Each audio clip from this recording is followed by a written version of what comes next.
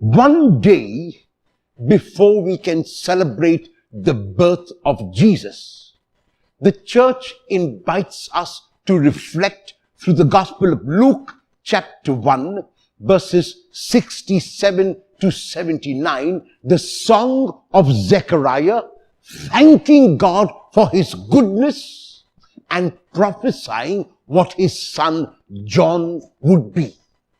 And Zechariah begins by gratefulness and gratitude to God for all the favors that God has shown him, for blessing him and his wife Elizabeth, even in their old age, to have a son, to bring life into the world.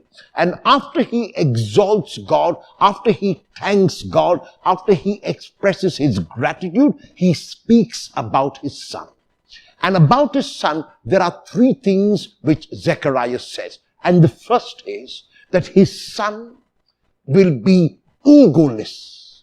John will have no ego. John will have no I. And that is why in his proclamation, John is very clear that the Lord must increase and I must decrease. In the Gospel of John, when John is asked who he is very explicit that he is not the Messiah, he is not Elijah, nor is he the prophet. Then who is John? John says himself, he is the one who goes before, he is the one who prepares the way.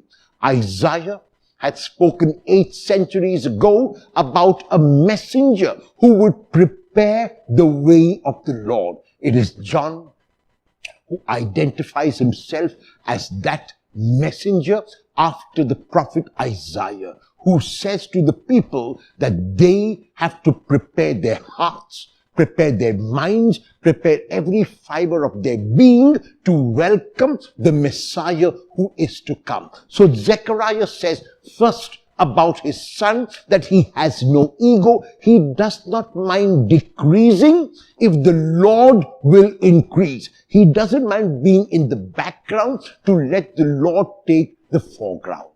The second point about John, which his father Zechariah says, is that John knows exactly where his authority ends.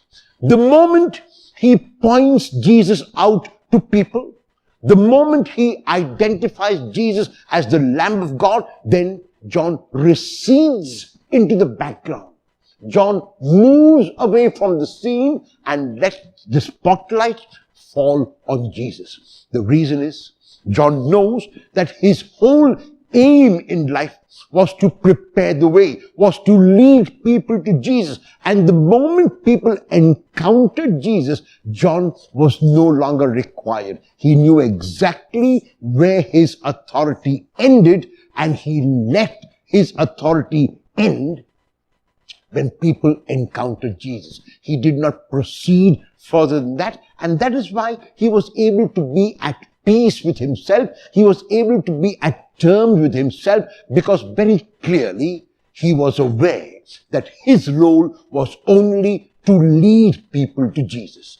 And third, which his father Zechariah says, that he was a man who did what he had to do fearlessly. He never let anything deter him from what he had to do. John was fearless no matter what the result or the response of the people was. He never let the reaction of the people or even their response determine that he would stop doing what he had to do. No, he continued perseveringly because he was given a mandate by God, and he would not rest until he fulfilled that mandate. And so fearlessness was another quality of John. Today, as we begin to welcome Christ's child this Christmas, let us ask ourselves if we can welcome him by trying to assimilate these three qualities of John. First, his egolessness.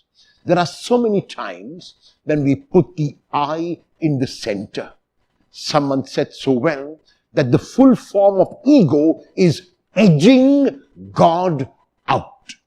When we edge God out, we put the I in the center. We make ourselves God, which John never did. Because John had no I, because John had no self, because John had no ego, he could do what he had to do to the best of his ability. Second, we must know at every stage of our lives where our authority ends. And finally, we have to be fearless in what we are doing. We must never let the reaction of another deter us if we believe that we have to do it. Let not our actions be based on the results, on the reaction, on the response. Let it be an action done because it has to be done. As we prepare for the coming of the child Jesus into our world, let us open our hearts, let us open our minds as John has shown us how.